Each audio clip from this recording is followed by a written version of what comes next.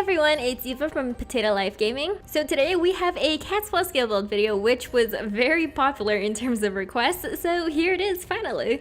Okay, so an overview of the Catspaw playstyle. There are a lot of ultra breaks, iframes, and short skill cooldowns to help you continuously attack and stick close to enemies. However, in my opinion, it's not the best choice for mobbing. There are two main cat builds that we use. One of them is for the one punch cat imprint, and the other one is viable for the other two imprints or an unimprinted cat. In terms of imprints, we won't be touching on it very much at all in this video because we have a whole other video about it. We have a Catspaw imprint showcase which explains more in depth about what each skill is and what it looks like, so definitely check that out if you do want more information. Also, for the skill explanations and examples in this video, I did remove my weapon because the elemental procs kept getting in the way, and I just want to show the skill variations as clear as possible. Okay, so we will go ahead and start off by showing you guys each skill and how some of the skills change depending on skill level and awakening level. Then we'll jump into the skill builds we use for each imprint set.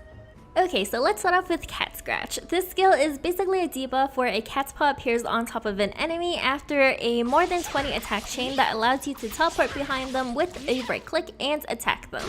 You're going to want to max it because you will be spamming it often for an extra attack or to get to an enemy quickly that teleported away from you or is running away.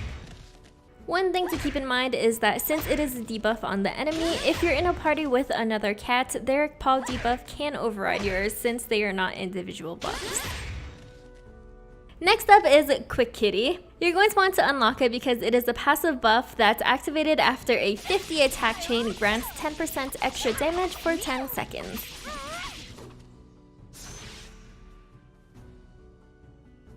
Next up is Catz Kick. This is basically Cat's main filler attack and will do pretty solid damage when maxed and has only a 3-second cooldown.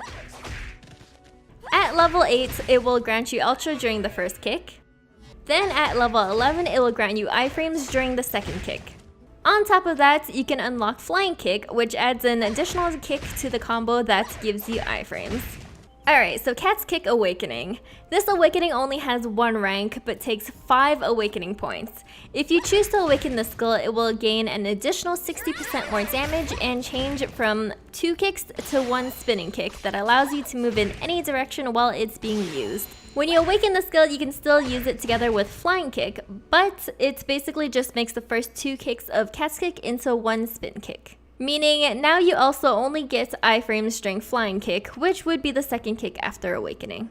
The next skill is Claw Slash. Claw Slash is not exactly a very strong attack even when maxed, and the awakening when maxed only increases its damage by 30%. But it is a great filler for getting your combo attack count up quickly. There are 2 variations for the skill. The first one can be used by repeatedly pressing the skill to perform a 3-hit slashing combo. And the second is performed by just holding down the skill key, which shoots a giant X-Claw projectile. It doesn't move very far or do much damage, but it's quick and will add to your combo chain. The next skill is Spiral Kill. Spiral Kill is another weak slashing attack that Cat has. It doesn't do much damage, but again, it's really good for stacking combo chains. When maxed, it doesn't have great damage, but its awakening increases its damage by 40%. But overall, it's a simple skill mainly used as a filler.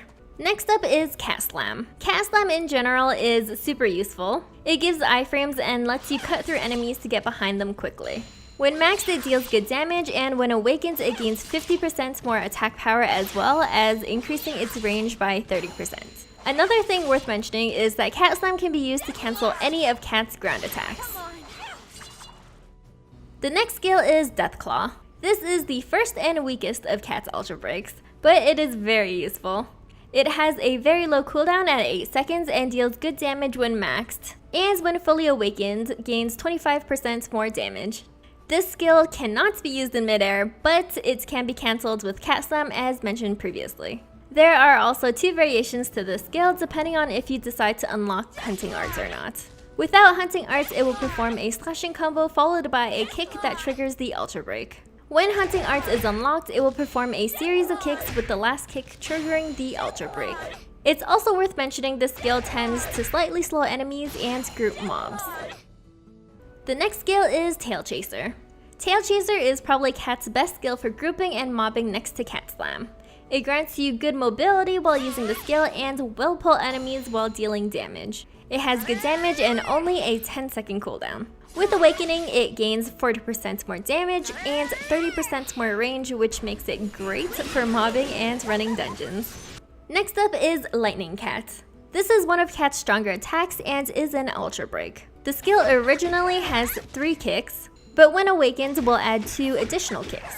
Each kick will stagger the enemy with the last kick of the combo knocking them down. The next skill is Deathpounce. Deathpounce is a strong Ultra Break that also grants you iframes after you make contact with the enemy after the initial hit until the end of the skill. Other than that, it's pretty simple. It deals good damage and has a 15-second cooldown, making it very useful. When fully awakened, it will add an additional 20% more damage. Next up is Shatterquake. This is easily one of Cat's best skills. It deals heavy damage when maxed, and when fully awakened, it gains 50% more attack power along with increasing the stun duration by 2.5 seconds.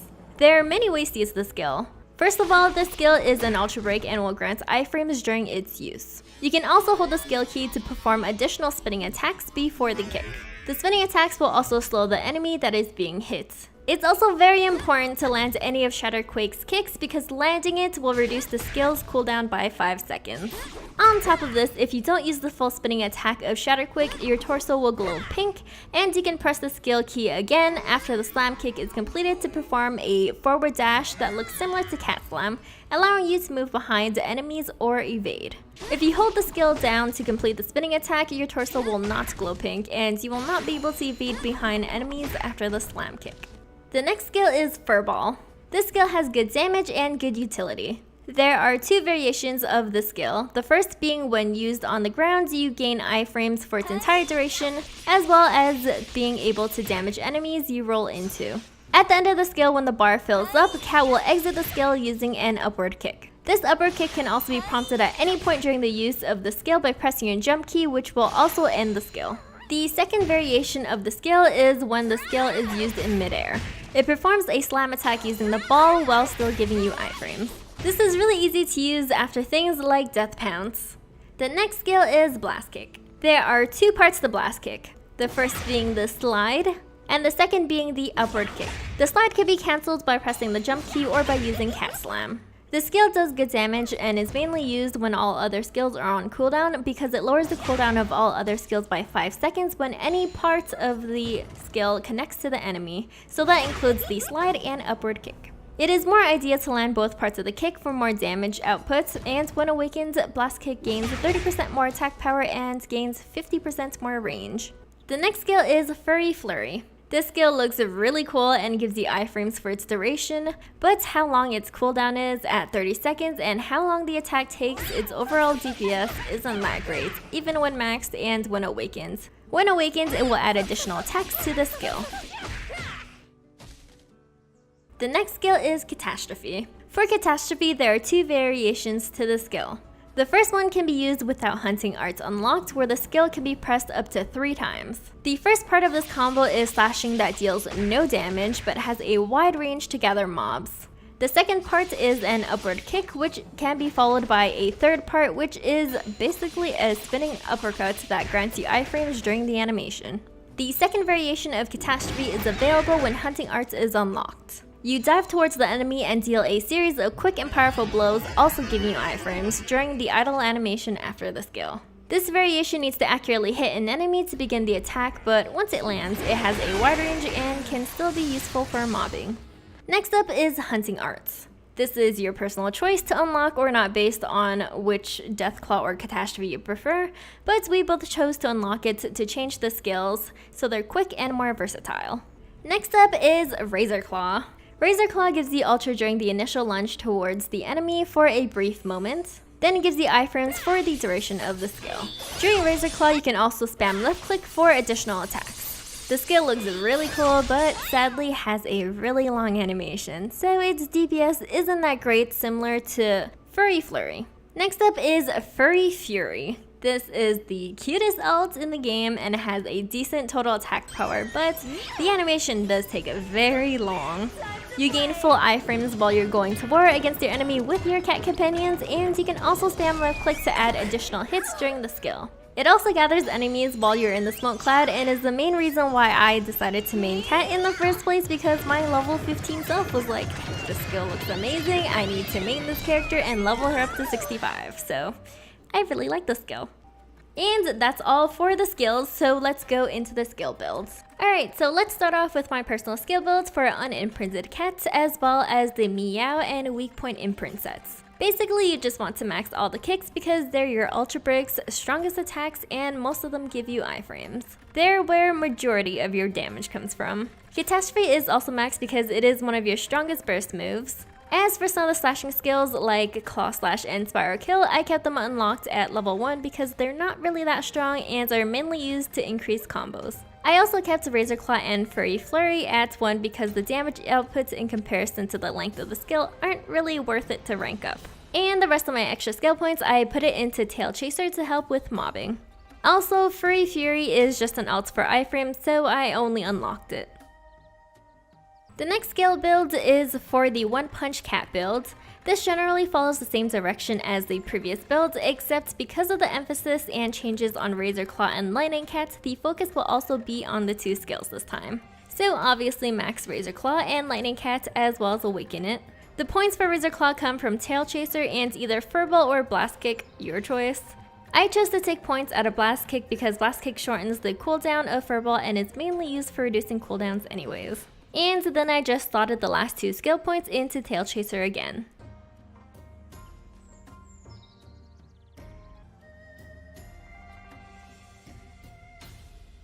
And that's everything for the Catspaw skill build video. Remember, everyone has their own playstyle, so there's nothing wrong with having a totally different skill build than the 2 that I showed. These are just my personal skill builds that I use. Let me know down below if you play Catspaw and which skill is your favorite. If you did like this video, please make sure you give us a thumbs up and subscribe if you want to see more videos. Also, check out the other imprint videos and skill build videos we have available for the other classes, and I will see you all later.